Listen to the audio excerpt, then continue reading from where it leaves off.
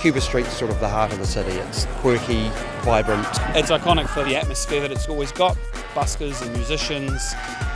If you want something that's a little bit different, Cuba Street's the place to go.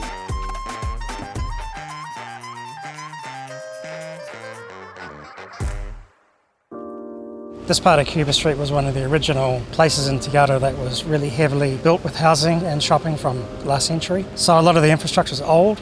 This intersection was quite unsafe. There wasn't good visibility for people crossing here. There's been a recording of quite a few assaults that have happened, especially in the service area, Swan Lane and the car park. It was really in need of a refresh and an upgrade.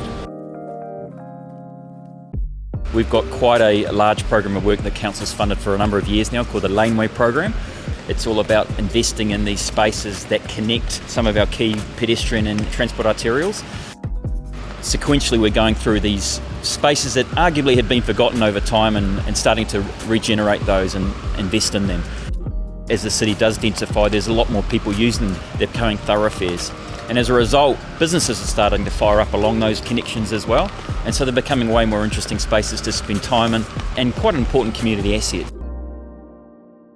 So part of our process is to come and talk to the community that we're doing the project in. When we're designing these spaces, we're thinking 50 to 100 years in the future. The community provides us with really good insights into what's happening in this area, the current concerns and their aspirations for what they would like. You're spending a lot of money on the surface, so you want to make sure that what's under that surface isn't going to need to be dug up next week and isn't going to break down on you. One of the things we did on this project was we replaced a section of sewer pipe in Swan Lane as it was over 100 years old and was showing some cracks and decay. So there is a process called pipe bursting where they can put a sort of a drilling head through it that expands and cracks the clay pipe. They can drag another pipe through that. Effectively, it's renewed with a new pipe. Future-proofing infrastructure where we can is really important. While we've got the ground open during construction, it's an opportunity to upgrade the capacity and facilities for new infrastructure in the future. To upgrade the surfaces too without trip hazards or edges or ledges. The guys that we got to do the paving were very, very good. We had a 3mm gap tolerance for a lot of these pavements. And if you get that uneven, it's really noticeable. It's all those little details that make a difference.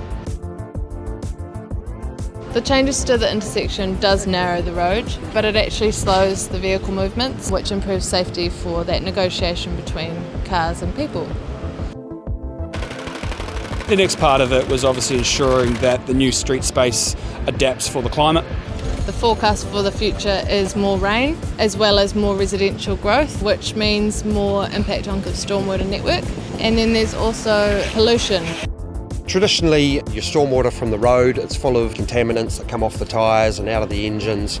With a rain garden, it filters into what looks from the surface just to be a garden, but actually it's about 1.5 metres to 2 metres deep. There's several layers of specifically designed gravels and sands. It filters out a lot of the heavy metals. A lot of those are dealt with biologically by the roots of the plants, and others are just filtered out through the sand layers. These rain gardens, they don't have a base. So the water gets cleaned and filtered, then it slowly goes back into the water table. It's only in storm events that it goes back into the storm system. There was a huge focus on high-end finishes and quality and lighting, a lot of lighting, intrinsically through the whole design.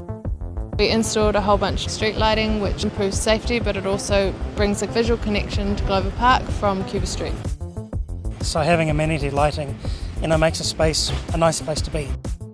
Encourages people to come in at night time and spend time and feel safe. Encouraging people to walk through these spaces more means that you've got more eyes on the street, and that in itself is natural passive surveillance, which brings more safety to an area. There's so many people that walk through here and spend time here, so we want to put in enough furniture that people can actually sit down and enjoy the space.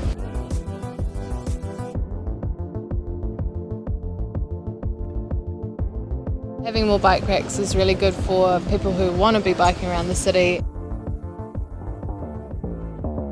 We've got a couple of pieces of public art that we've integrated into the project.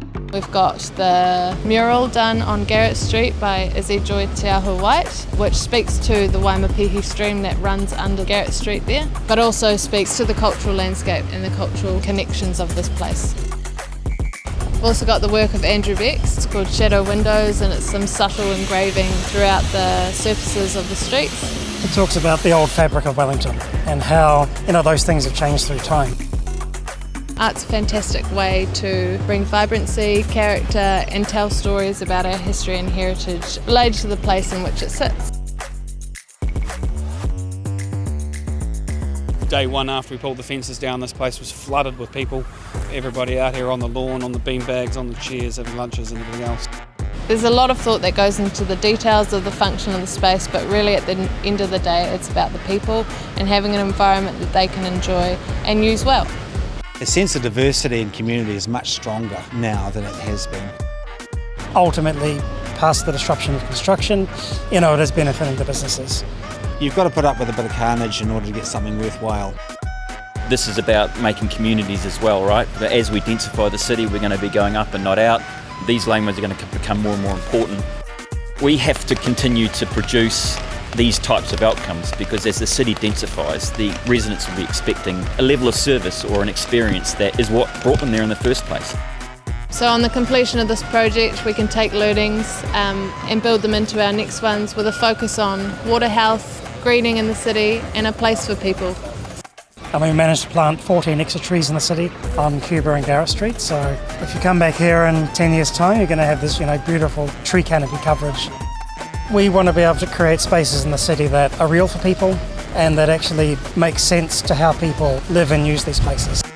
Prioritising people in the city and their experience of the city is something that we're going to be doing a lot more. Really excited that there's going to be more ahead of us.